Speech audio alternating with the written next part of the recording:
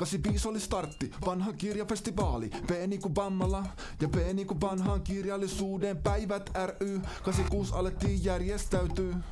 Kansainvälinen 87 ja kirjatoukka ilta huvitelli vuoressa. VKP oli käsite jo vuonna 88. Suomalainen kirja tuli 500-vuotiaaksi ja kirjakabaree vietiin Elivuoreen ja Postilaitokselta oma leima. 89 kutsu Luonnonhelma ja seurahuoneella juhlittiin kirjakarnevaaleja. Kalevi Sorsa johdolla sensuuria lyriikkadekkareita tarjolla. Kirjajäljille sylväällä 91 tuttuun tapa kirjamyyntiä ja näyttelyitä. Vammala ja kirjalliset maisemat esim. Kiertoajelulla. Kirjatoukkain iltamattana satuilua. 92 Valamon Lostarin kirja-aarteet ensi kertaa esillä. Valamon kirjavaiheet ja Kunnaksen Mauri koirien Kalevalla julkaistiin. A niinku Aapinen ja A niinku Agrikola. 93 tuli kirjan syntymästä 450 vuotta ja 94 Minna Kantti valtasi estradi. Sananvapauden juhla kun Tyrvän Sanomat 100 vuotta. Suoraan radio toimitti Koskimiehen Satu ja Virkkusen Juha. 95 esillä moninainen Suomi-kuva. Presidenttipari ensimmäistä kertaa vierailulla. Martti ja Eeva nauttivat sylvästä koko sielulla. 96 katsottiin kirjaa kielillä, fokus kääntäjissä ja avaissa tehtiin historiaa, kun julkaistiin kansallisbibliografiaa. 97 selvittiin suomalaisen kirjaa ja kansakunnan muisteltiin huolissaan, kuinka sen käy kun paperi katoaa. 98 upotaan satu ja fantasiaan 100 vuotta Topiloksen kuolemasta. 99 Venäjä hyvässä ja pahassa nostetaan esiin suhteita ja vaikutteita. Vuosituhannen vaihduttua katsottiin pääkaupunkiseutua. Kirjalliset liikkeet ollut Suomessa harvassa, siksi teemana tulenkantajat. 2002 aiheena Lappi ja Satakunta. Runoilijat Lasse Heikkilä ja Karlo Sarkia. Näyttelyt satujen Lapista. 03 podiumilla Eino Leino ja Itämeren piiri, joka kieto yhteen niin kuin riimi. Ja bibliofiilityöiden seminaari aiheena isänmaan media, kieli ja kirjallisuus. 04 isänmaata ruodittiin, kun 200-vuotiaasta Runeberg juhlittiin. Kansakunnan synnystä säkeitä syviä, niin että Piruvuorelle kaiku jyrinä.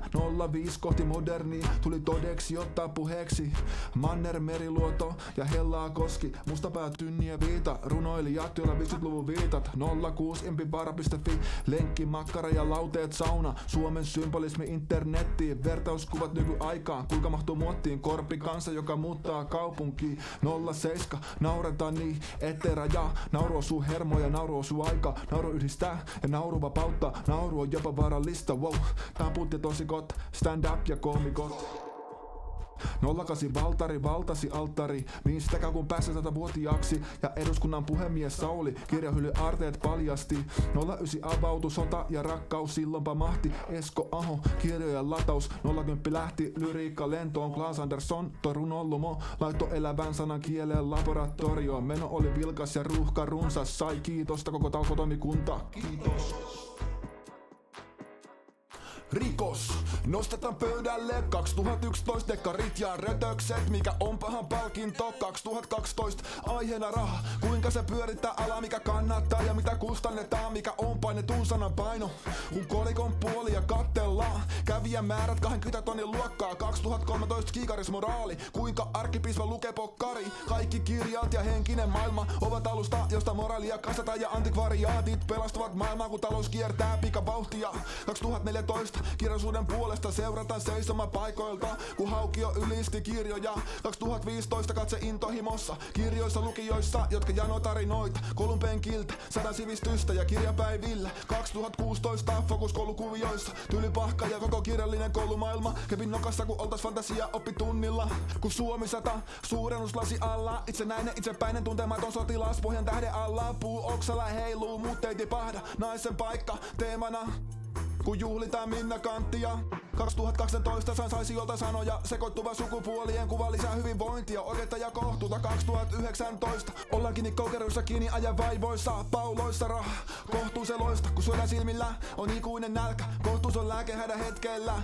Pandemian varjoissa valletta ja totuutta 2020, mentiin etänä, 21 maskit päässä, kirjaystävät yhdessä, poikkeusoloissa, tyytyväisiä, ääni estradilla. 22 palohälyttimen pärähtelyä, frangeni muka, kaikki niin liekeissä, että pitää hälytellä. 23 käytiin jalokilpaa, kun kulmilla sporttia. Vexve Arena toimi estradina. Taas tupa täys ja sää hellii, kun heinäkuinen rautavesi. Eikä suotta sanota kirja pääkaupungiksi. Sastamalla on se lehti pihvi, joka 40 vuotta on tuonut yhteen kirja ja kielen kaverit. Ja pistä vaikka pään pantiksi siitä, että kirjat ei jätä meitä lukutaidottomiksi. Sovussa rauhassa pienestä kanojassa on hyvä oikoa ajatuksia, uppoutua lumoihin teksti. Uuden taikka vanha, on hienoa, että saan sanailla 3 kantavaa kirjainta. V, K, P, valtavan paljon onnea. Yeah, V, K, P, valtavan paljon onnea. Ja P niinku pitkä ikä. Yeah.